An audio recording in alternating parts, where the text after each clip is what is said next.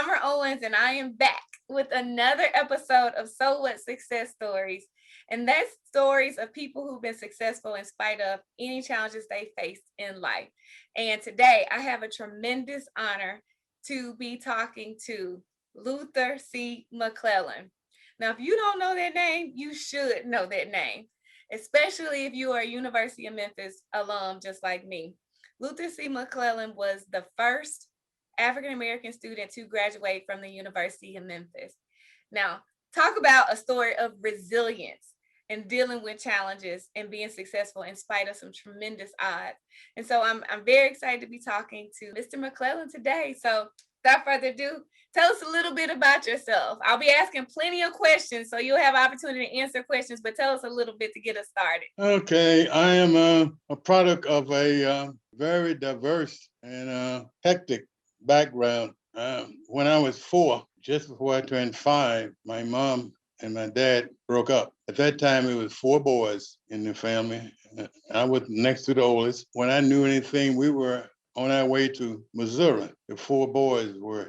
And my youngest brother was 2 going on 3. We were stair-stepped, like about a year, 1 month apart. My father had a very bad vice. He loved to gamble and chase women, and my mom finally got tired of it, and they broke up. So we went to Missouri to live with our grandmother. Her name was Janie Watson. She was well known in the area. Everybody called her Miss Janie. White and black call her that. She lived in a little town in southeast Missouri called Neelyville. Neelyville is about 18 miles south of Poplar Bluff, Missouri. She had a farm. It was a rude awakening for me we got off the train in Neelyville. I rode a horseback. There was a cousin, and I was holding on to her as she was riding the horse. And I was holding on to her with dear life as we went through what is called a slough. A lot of water in a low-lying area. It was very traumatic for me to be riding through that and looking down and seeing all that muddy water down there. So we finally got to my grandmother's house, which was it was made out of logs. And she had a big old fireplace in there. And she was a very small lady, very thin. She had very distinct features, a slim face. She was about, I would say, half Indian. And she had a reputation of not taking any junk from anybody. My kind of woman. Yeah, and so everyone sort of backed up when she came around. She actually would sit on the porch some days and tell us about her experiences. She lived a rough and tough life, and she was known to carry a gun. If anyone messed with her, she would shoot at them. She never hit anyone else. Bottom line is, she expected us to, carry our weight. She taught us how to feed the pig, feed the chicken, collect eggs, and help in the garden. The first year, it was a learning process. By the time I got 6 or 7, I was expected to do most of the thing without any soup. And we walked to school. It was about, I would guess, 2 or 3 miles. Maybe one time it was about 1.5 miles. We went to another school. It was about 2 miles. Each one of those schools were very small. As a matter of fact, the last school I went to had about 25 students in one room, and most of the students there were my cousins. My grandmother had 6 daughters, no son, and 3 of them lived in that area. They all had large families, all except one, my youngest aunt. She lived there with my grandmother. She got married while I was there. I think when I was 9, she got married. The bottom line is, it was a rough, hard life. You were expected to carry your weight, and that was the way I was raised. You learned, you were taught things, and you were expected to do them. Before you went to school in the morning, you normally milk the cows, collect, fed the chickens, slop the hogs, then you walk to school. Before you even get to school.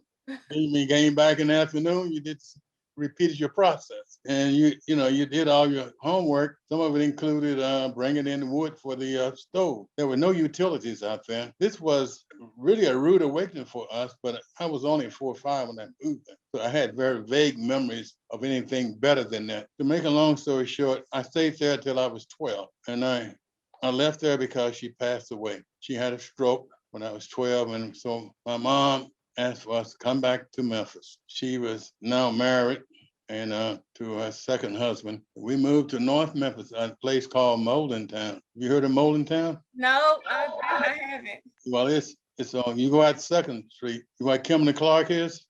Uh-huh. That's Town. Okay. Okay. Now, most of that area has now been absorbed by Kimberly Clark. I think that when I went over there the last time I went to the area, there was a nursing home over there now. But Town was the area we moved into that they were living in. So my four brothers and I were now living in Town with my mother and stepfather. My first day to school, I was in seventh grade. And I've told you that the school I went to in Missouri had about 25 students, one room, most of whom were my cousins. So now I'm at Manassas High School. It's a 1 through 12 school, about 2,500 students, all Black. I've never seen that many Black people in my life.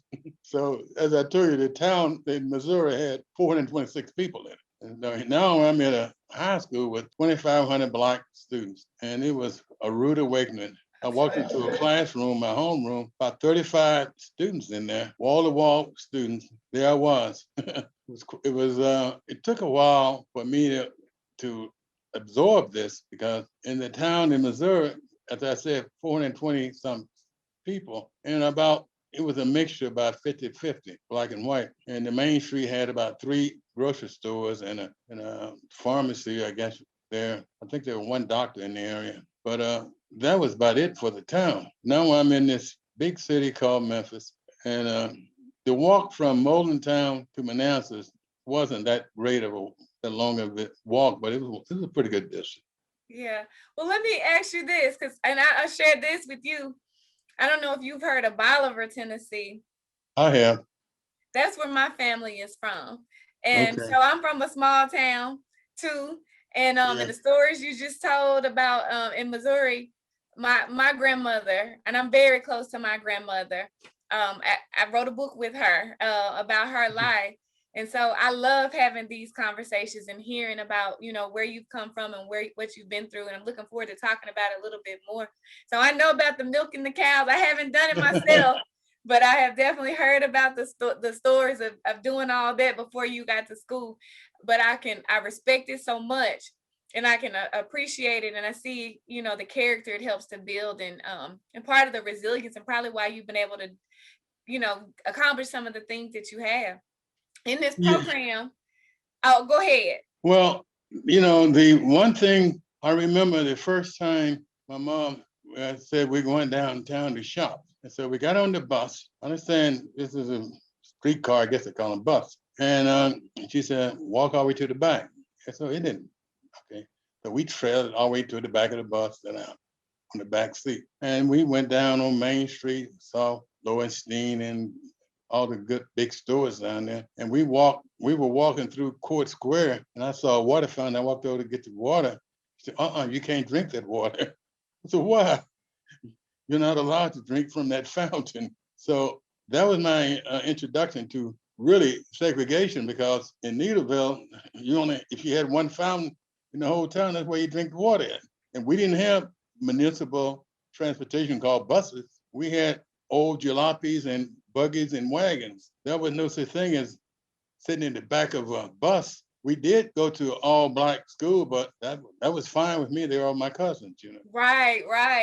So it wasn't a clear line of segregation in that little town. When you went out to get grocery, you walk into the grocery store and you got everything in the grocery store. You even got clothes in there.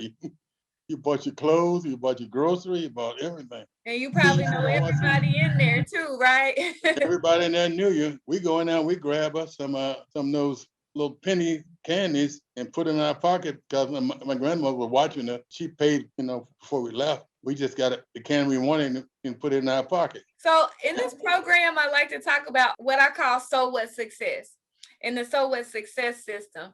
And that's learning how to overcome obstacles, eliminate excuses, and calculate your choices so that you can achieve So What Success. And that means success over any obstacles. Now, you talked about a few already, but share some of the obstacles that you've experienced and how you've overcome those obstacles. And we definitely want to hear about your experience at the University of Memphis. The first obstacle, was poverty. So when I moved back to Memphis, the marriage my mom had with my stepfather didn't last long. We had a sister. They had a daughter in that marriage, but she was only like six months old when we moved back to Memphis. And that's the only sister I have. But the bottom line is they couldn't get along. I guess the four boys was too much for him to absorb. So she ended up a single parent. She moved out of the house, and we ended up over in New Chicago, which is, you heard of New Chicago, right? I have. Yes, but back then you didn't have welfare. You didn't have any of that, those safety nets. So we were, make a long story short, we were poor as hell. And I always had to find a job in order for me to have spending money. And one of my duties, I felt duty was to help with the expenses of the house. So all the way through high school, I had jobs. Some of them were 40-hour-a-week jobs, like 4 to 12, working in a restaurant, washing dishes. And I remember having a job for quite a while, East Memphis, on Poplar. Place was called the Knickerbocker Hotel, Knickerbocker Restaurant. I don't think it's there anymore, but it was right in front of the golf course out there. Okay. And the owner was a guy named Mr. Bell. He reminded me of, he didn't know how to smile. But the bottom line is, you work 40 hours, you get $25. And I would give, at least $10 went toward the expenses of the house. So my mom needed that to, help with the grocery. But I wasn't the only one doing them. My other brothers were doing the same thing, helping out with the expenses. And so there we never really, everything was a challenge, making sure we had enough food, making sure the rent was paid, and making sure we had some clothes to wear. It was a challenge, and we all accepted it. And we all had little part-time jobs to help with the expenses. Because my mom, she had a little daughter who was 2 or 3 years old, so she didn't have anyone to leave her with. She was generally at home fixing dinner, so it was just rough. Yeah. People told me how they didn't realize they were poor until they looked back on it. I knew all along how poor I was. There was no doubt in my mind we were poor. We subsisted on beans, bulk food. Once in a while you get chicken or something like that, but the main issue was keeping the rent, having food in there, and making sure everyone was warm and so forth. I can really, again, I really appreciate your story just because I'm so close to both of my grandmothers. One will be 99 next month, and one will be Whoa. 96 in April. Wow. And I wrote books with both of them. And so I've talked to both of them, and I visited them, over all these years. Mm-hmm. And I can appreciate everything because they were both really poor, grew up very poor as well with a lot of kids. And yeah. And so I've heard the story, and I can really appreciate you. Share with me a little bit about how you got to the University of Memphis and some of those the obstacles with that. Let me go back one step. One of the advantages of going to a one-room school is you heard the lessons, you learn what the kids above you were learning. So even though I was, as I went through school, I remember one day the teacher said, you are now in the 3rd grade. He skipped me from the 1st to the 3rd. And I didn't realize what that meant. I guess I had learned by listening what the 2nd grade kids were doing. So I was well aware of, we had to do a lot of memory poems and so forth. And I would memorize the poems of the kids ahead of me. So I knew a lot of poetry, House by the Side of the Road and If and all that stuff. So I knew a lot of poetry, memorized a lot of poetry, and I knew a lot of things that kids in the grades ahead of me knew. So when I got to Manassas, I was very much up to date with what I should know as a seventh grader or eighth grader. So I made very good grades. That's what I'm trying to say. Mm-hmm. And when I finished high school, I, I had a very high, I was honor society and top 10 and all that stuff. So, and I looked around and I knew one thing. I observed, you have to observe when you're growing up if you want to survive. I observed what the men in that area jobs they had. They were working at Humco and North Memphis Lumber Company, and very few of them got on in the good job like Firestone. But the average guy, man out there was making 40, 50, $60 a week. And they would come home, they would be filthy they'd be sweaty and dirty, and they had worked really hard for that 50 to $60 a week. And I knew that I was not going to end up doing that.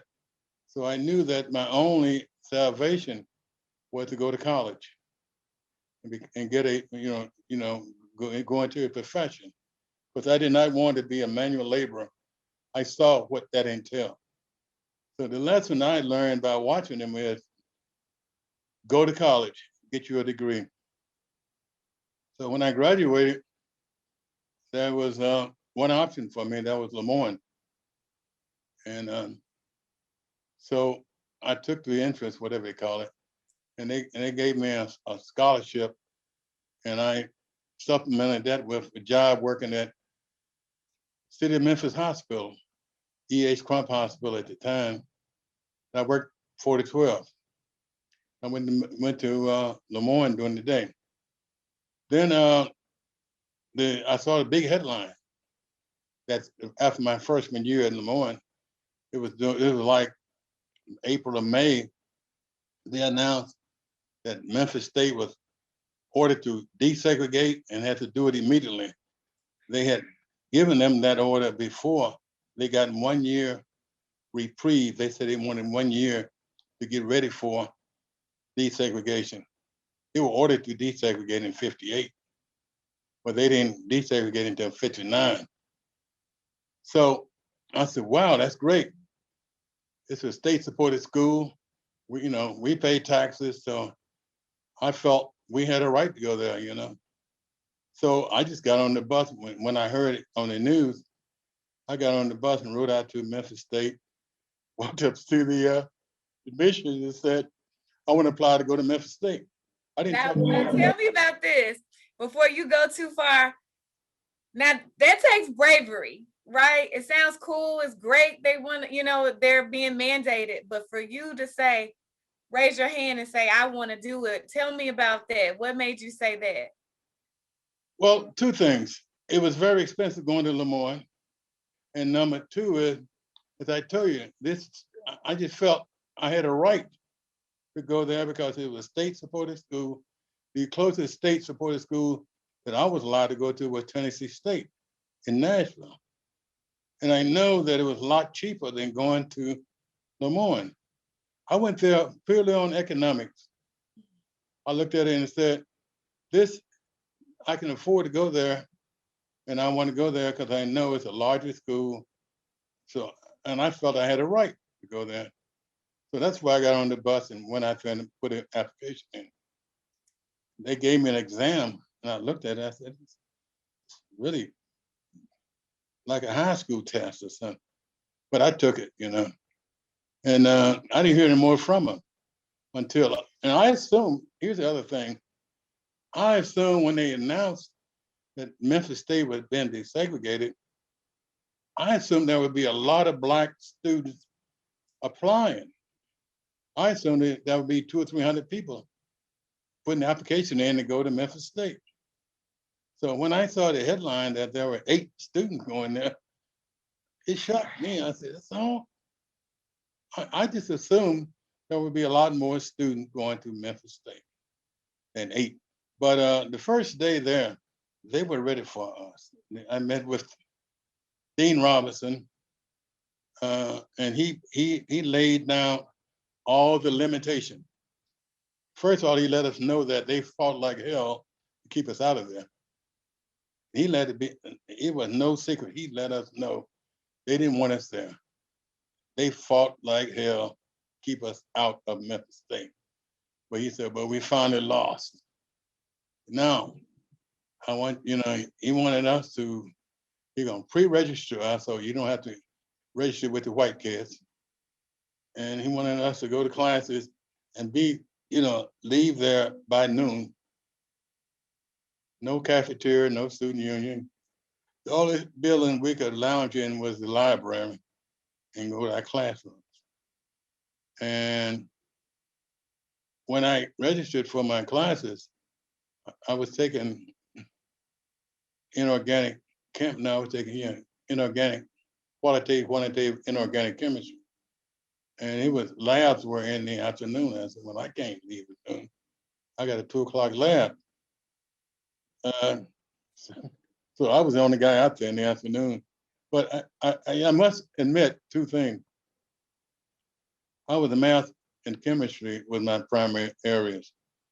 And my first year there, second year in college, I had calculus first thing on Monday morning, 7 o'clock in the morning. I had a calculus class, and the instructor was a Dr. Kaltenborn, German PhD from MIT. And he had this habit of saying, it's intuitively obvious. Anything he threw at you was intuitively obvious. But I got along with them in those classes because I guess they recognized, they respected you if you had the ability to do the work in the sciences. So I didn't have a lot of, I didn't find it was not a lot of prejudice in the sciences. The prejudice were in the liberal arts. Interesting. Histories and the other thing that you had to take. But in the math and the chemistries, they sort of respect you for if you knew it, you knew it. You didn't, you didn't. And in the chemistry lab, I had no problem finding a partner for my labs. And in the math, calculus, it's only 15 of us in the class, and I had no problem in that. But the main problem was, I say, in the liberal arts. I didn't give you all our restrictions. We were not allowed. Don't go to phys ed. They waived phys ed for us. They waived ROTC, which was mandatory. And they told us, don't go to sporting events. They wanted us to become invisible, to minimum impact on the white student at the university. Be invisible. So the first year, this primarily occurred the first year. Because after that, we didn't have those restrictions about cafeteria and student union and all that stuff. But I never went to any of the athletic events. I didn't take ROTC, even though I wanted Air Force ROTC. But and I learned very quickly. I could walk down the hall, and then I didn't see them. They didn't see me. I didn't see them. So I could walk down the hall all day long and not speak to someone. It would be fine with me. Just leave me alone, and I'll leave you alone. So that was how I didn't really establish any close friends among the whites in the 3 years that I was there. And it was fine with me because when I left there in the afternoon, I had to go get a job. I had to go to my job. And when I got off my job, I had to study. So some days, some nights I would get 2 or 3 hours sleep because I had to do my homework. I had to study for exams and all this stuff. And I would take no dose pills and wait. And on weekend, I caught up by sleeping all day on Saturdays sometimes. So yeah, it was stressful, working and going to school and keeping up with the lessons. You know, Well, let me ask you this question. So the next part of the SOA success system, so it's overcoming obstacles and then eliminating excuses. Because you had every excuse not to make it. You had every excuse not to even be in college. You had every excuse not to graduate, and not to be successful. What were some of the excuses that you like, okay, I'm not gonna let that be an excuse? And how did you get through those excuses? How did you get rid of those excuses and push past them? it never entered my mind that I wasn't going to go to college and graduate. That was a given to me. I mean, for as long as I tell you, being observant, looking around, I knew from day one I was going to go to college, and I never ever considered not graduating. That was a must. I had to do that. My grandmother, one day I was in the fields, and I was looking up in the sky, and I was looking at the airplane, and my grandmother said, she used to call me Elsie. She said, Elsie, you got to go. You really need to go to college and get you a degree because you're not going to make it out here as a laborer. She told you. Huh? I remember that from day one. I was like 8 or 9, and she told me that either you go to college or you marry a rich woman. And I observed what it was like not going to college. So yeah. And you know what? I get the observation. I know you don't know a whole lot about me and my story, but I was a teen mom. I had my son when I was 15. And it was similar to what you just said when people asked me what pushed me and motivated me. And it was me also observing Oh yeah. what life was like for people who had babies young or for single moms. And I was like, that's not going to be me. That's not going to be my journey. And that pushed me and that motivated me too. But Oh so yeah. the next part of it is calculating choices. And so you had to make some decisions. So you overcame obstacles, you eliminated excuses, and you had to make some decisions. And you talked about a lot of decisions already that you made, but and one of those decisions was, I'm going to the University of Memphis.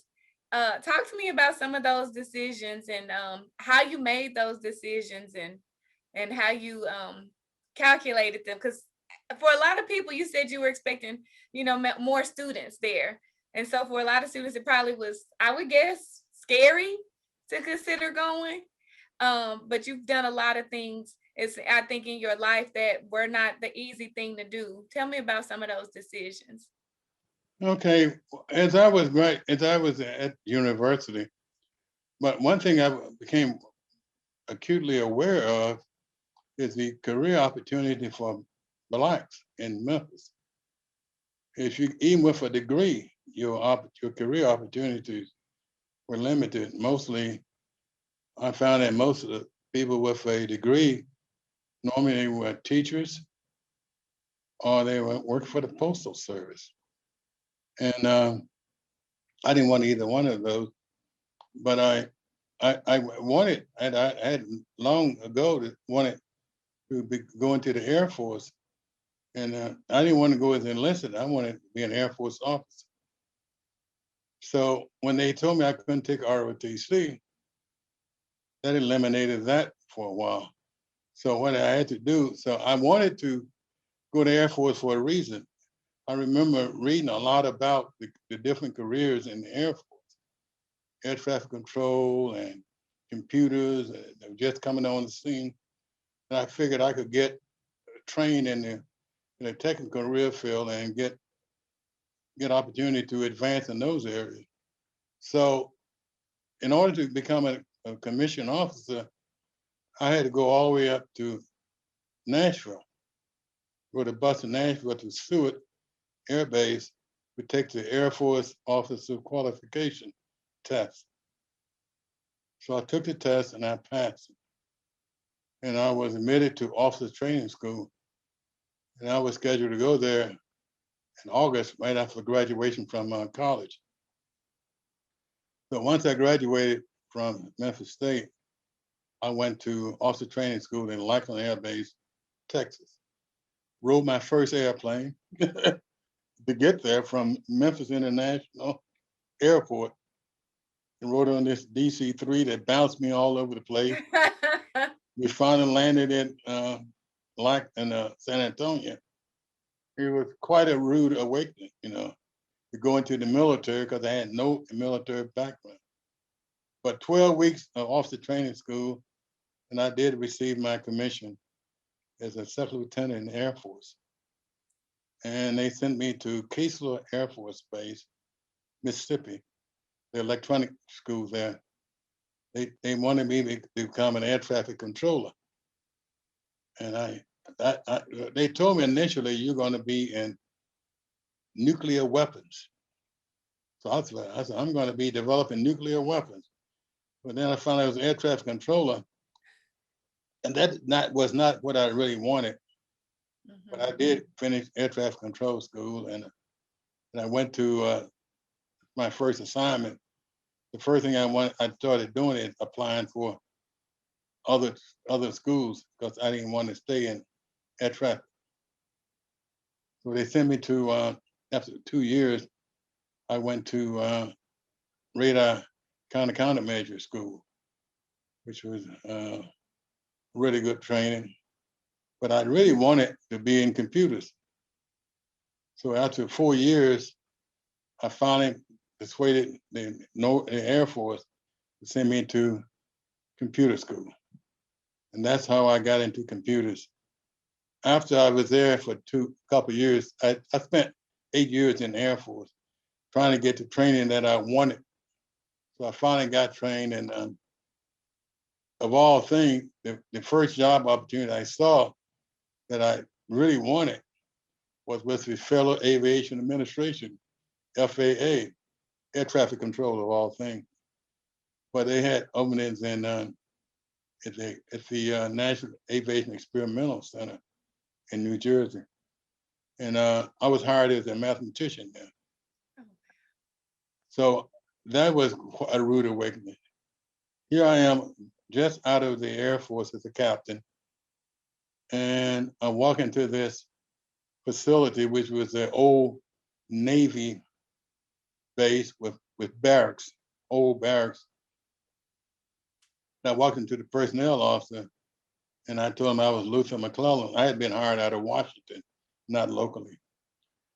I got interviewed by the research and development director for FAA because the software that we were using in Air Force was the software that the FAA was going to adapt for their automation for air traffic control system. So I was already trained in that system. They wanted me on board. So I walked in personnel, and I said, I'm Luther McClellan, and the personnel guy almost died on the spot. You see him turn beet red. He thought that I was white, Captain Air Force, Luther McClellan, went to Memphis State, So he assumed I was white. And he immediately began to tap dance. And I picked up on it.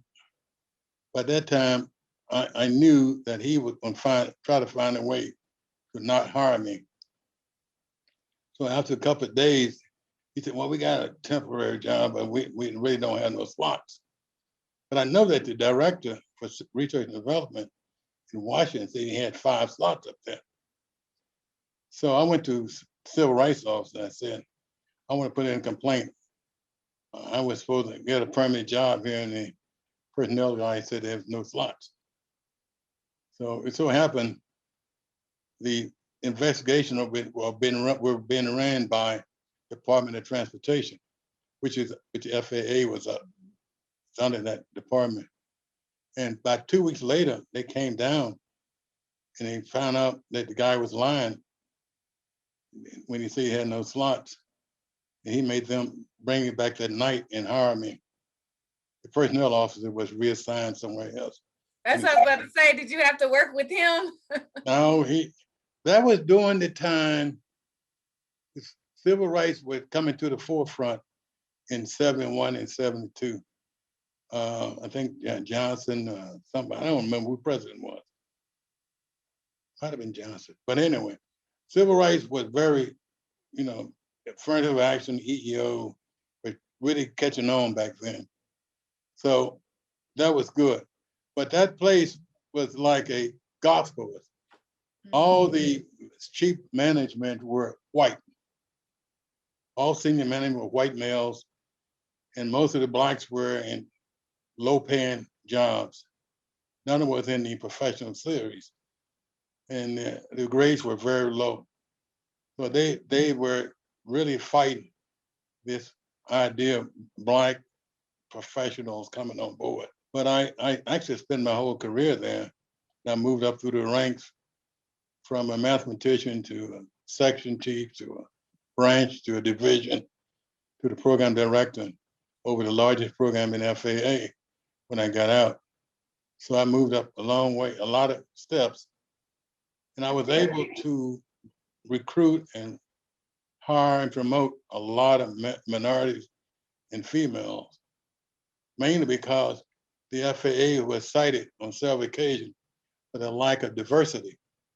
So when I was given the assignment program manager for the advanced automation program, which was a multi-billion-dollar program, I was told by the administrator of FAA, we'll give you a slot, but you got to hire minorities and female because we are deficient in that area.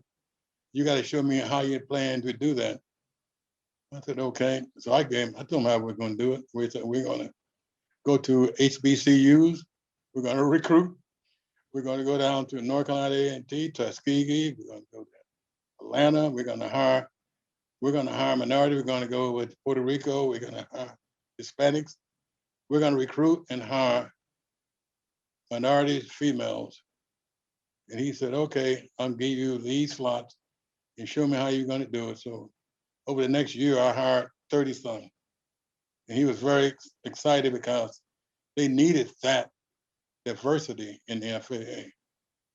So I think that's been awesome. You've had an amazing journey. And I know it's so much more that you've been through, and there's so much more that you've been there. Oh, yeah. I appreciate you sharing from you being a little boy all the way into your career.